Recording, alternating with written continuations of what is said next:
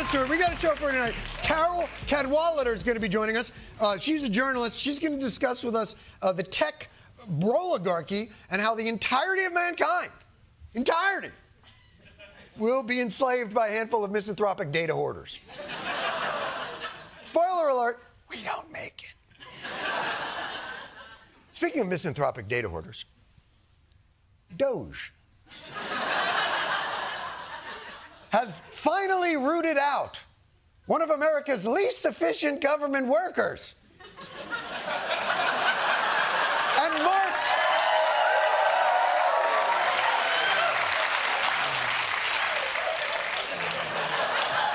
And marked him for dismissal. Elon Musk is no longer a special government employee. Friday was the billionaire's last day in charge of the Department of Government Efficiency. He's leaving. He's leaving his job to make more family with his time. He f***ed a lot, I think. Or just has a mail-order sperm farm going. I don't know what he's doing. I'm starting to feel bad for this guy. Look at him. He's been there 4 months. Look at the poor bastard. It only took 4 months to go from this to this. Oh.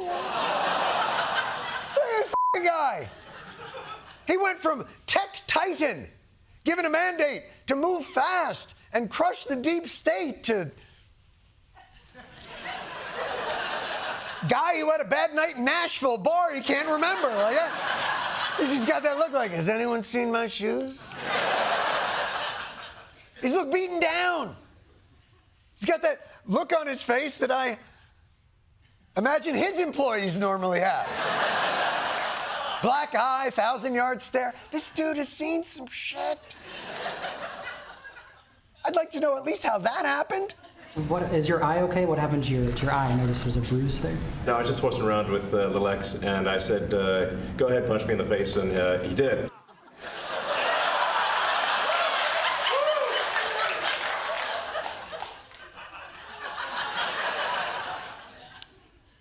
So you're not going to tell us what happened? Do you need a safe place to stay? Look, I believe sometimes do happen when you're roughhousing with your kids, but I'm also sure the one sentence no parent has ever uttered to their child is, go ahead, punch me in the face.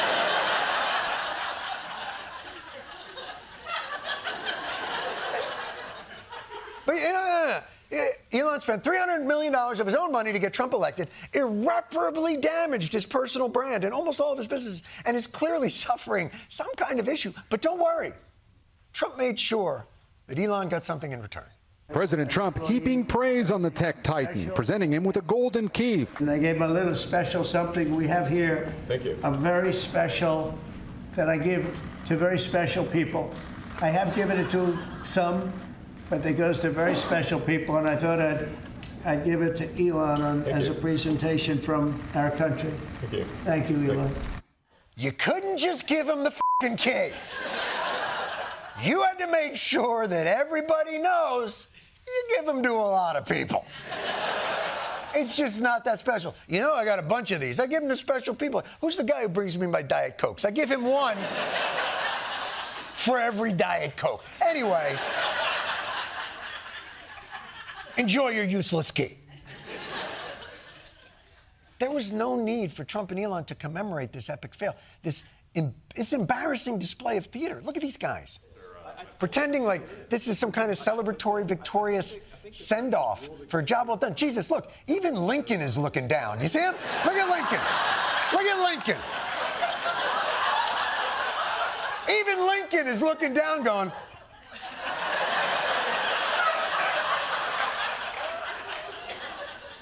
this is the most tedious performance I've ever had to sit through. This is... Even Lincoln can't take it. Oh, somebody booth me. I don't like this.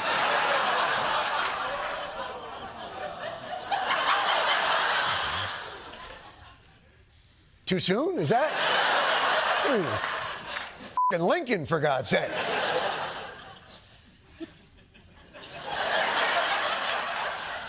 with all the shit going on in the world, I was not expecting the audience to be like, poor Lincoln. Just wanted to see a play. Of course, Lincoln wasn't the only one seemingly disassociating in the Oval Office.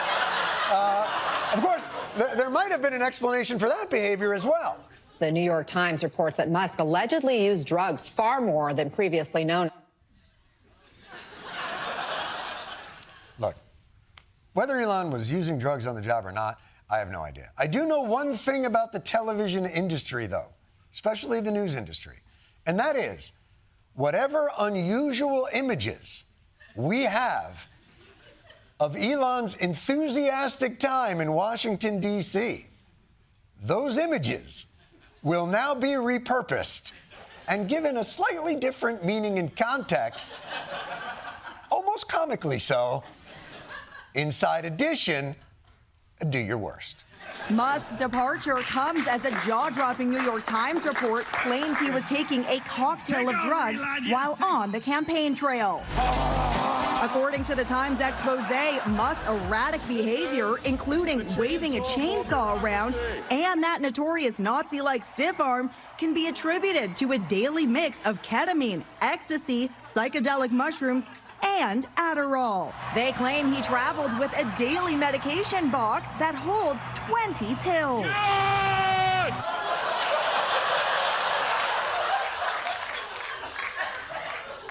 Why you want to do a brother dirty? That why you gotta do that? Come on, Inside Edition. Inauguration party enthusiasm or reefer madness? And you might be saying, well, look, who amongst us hasn't unwound sometimes with a little mixture of ecstasy, mushrooms, ketamine, and Adderall? What could be the harm? He told people he was taking so much ketamine that it was affecting his bladder.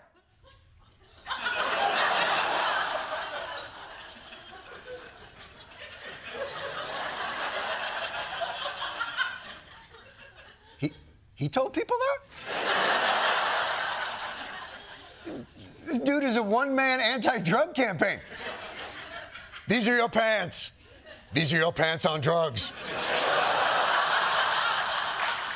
And I do love the fact, though, that the detail is he's the one who told them he had a bladder problem.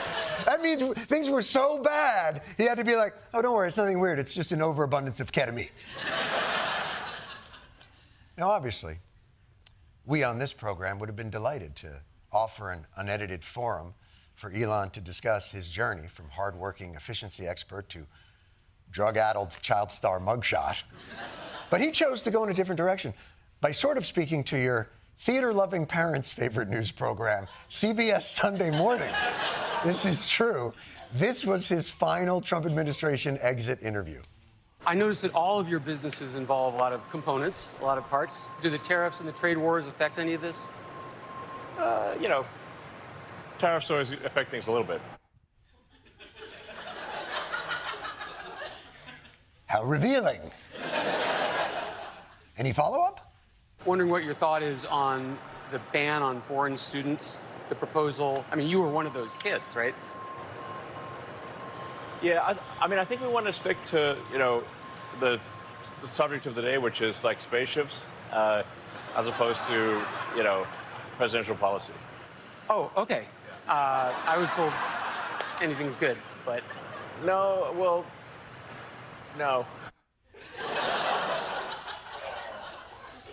Look what Trump has reduced this man to.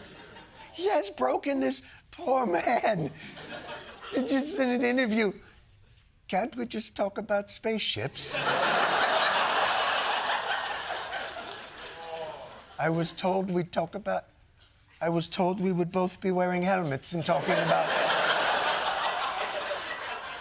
just a simple boy with a set of Star Wars sheets and pillows, and I really would just like to talk about space. I mean, you can't blame him. This whole project was cutting money from the government, trying to find efficiencies, and sneaking a Trojan horse in the back door and stealing all our data. But Trump is spending $200 billion more than the previous administration did in this amount of time, and creating a deficit-exploding big, beautiful bill that is the antithesis of everything Musk said he was trying to do. And now he's left softly complaining about it to a guy whose normal news segment is explaining to your grandparents how to download a PDF. You know, I was like disappointed to see the massive spending bill, frankly, which increases the budget deficit, doesn't decrease it, and undermines the work that the Doge team is doing. I think a bill can be big or it can be beautiful, but I don't know if it can be both. My personal opinion. No, sir. We will not be body-shaming legislation.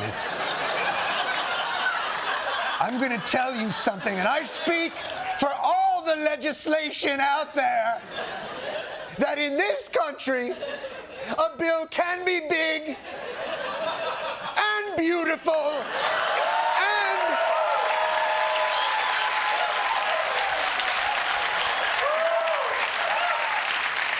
I promised myself I wasn't going to do this. And brave. Holy shit! No? Here's my favorite, by the way. So this actually is my favorite part of the whole interview. So Elon actually expressed some dissatisfaction with what was happening with the Trump administration. It was a turn of events that stunned the reporter on CBS Sunday Morning, who had no idea, apparently, that this was being recorded. Right after our interview, CBS News posted a clip of it to promote this very report. It was that part where Musk criticizes Trump's spending bill, and his remarks became news. It went all the way up to the White House.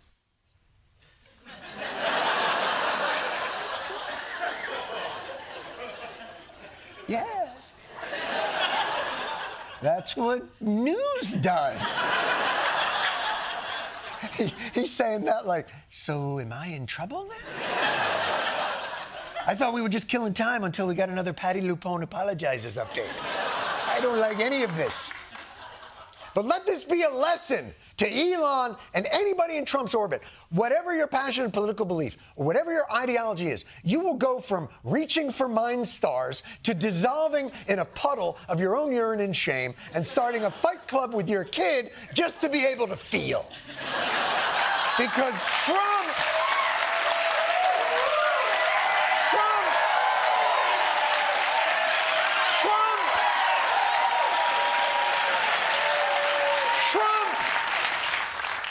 doesn't believe in anything, man. What, were you with him because of his commitment to rein in big tech? They use big tech to censor you. They use the deep state to spy on you. We have to make sure that we are protecting the American people's privacy and data rights. When I'm president, big tech will pay. iTunes will have to agree to your terms and conditions. When I'm president, traffic lights will have to click on boxes containing pictures of you.